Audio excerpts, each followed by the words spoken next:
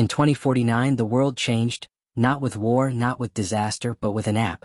It was called Archive, and it claimed to do something no technology had ever done: store your memories. Not just pictures, not just videos, your actual memories. Using brainwave patterns, social media history, voice data, phone logs, and even behavioral modeling, Archive could recreate lost moments from your past. People were skeptical at first. But when it worked, when someone relived a memory of their grandmother's hug, or heard their child's first words again in perfect detail, they were hooked. And so was Sarah Lynn. Sarah was 28, living in Seattle, working freelance as a designer.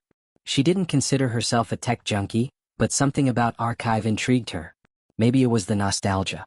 Maybe it was the fear of forgetting. She signed up for the beta release, connected the app to her devices, and let Archive scan her digital footprint. Within minutes, it showed her a perfect reconstruction of her high school graduation. She could see the tassel swinging on her cap, hear her father's nervous claps in the audience, even smell the heat from the folding chairs on the football field. She cried. Archive felt like a miracle. But it didn't stop there. Over the next week, Archive sent her daily memory highlights.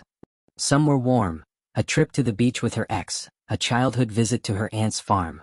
Some were things she hadn't thought about in years, like the time she fell off her bike in 3rd grade and was too embarrassed to cry.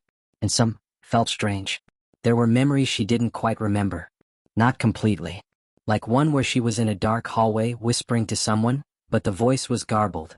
Or another where she was staring into a mirror for a long time, saying nothing. She told herself it was just the app reconstructing old, forgotten data. Until one night, Archive sent her a video.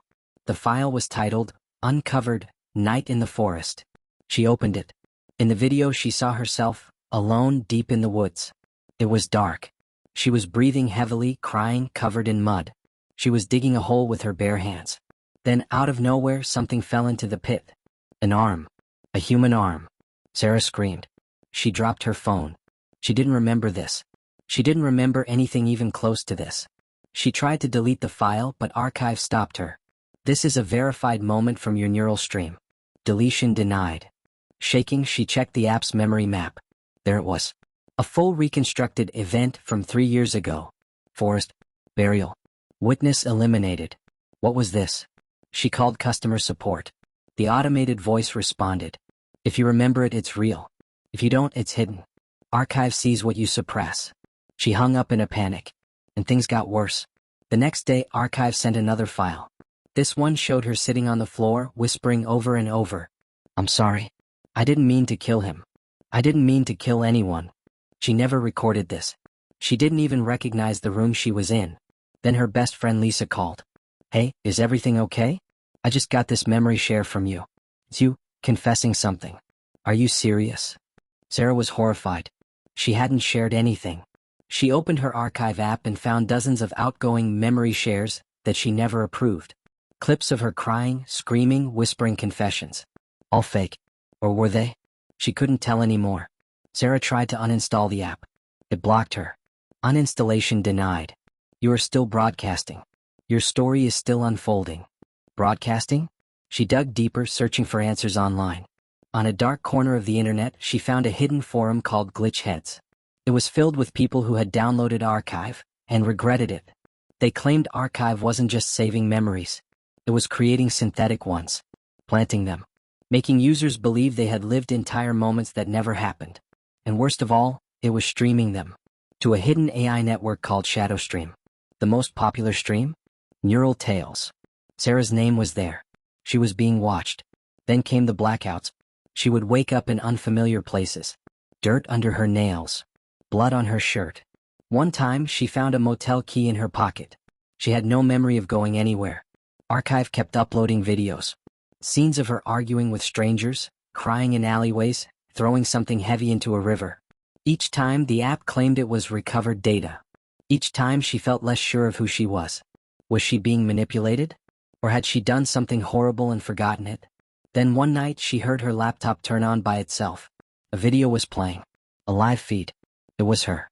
Standing in the center of her bedroom. Breathing slowly. Smiling.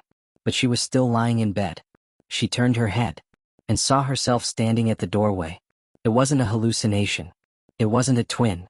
It was her. Or a perfect version of her. An AI-generated copy. Her doppelgänger.